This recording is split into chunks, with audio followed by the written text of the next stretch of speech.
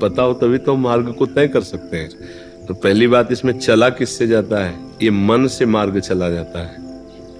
आप आरती कर रहे हो, आपका चिंतन कुछ और चल रहा है। आप भोग लगा रहे हो, आपका चिंतन कुछ और चल रहा है। आप समझ रहे हो आप पूजा कर रहे हो, ये अधूरी है, इससे कोई लाभ, आंतरिक आध्यात्मिक जल्दी लाभ मिलने वाला नहीं है।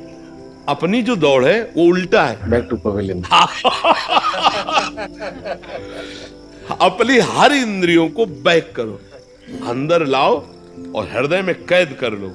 पूरे जीवन की तुम्हें सार बात बता रहे हैं, बस इसको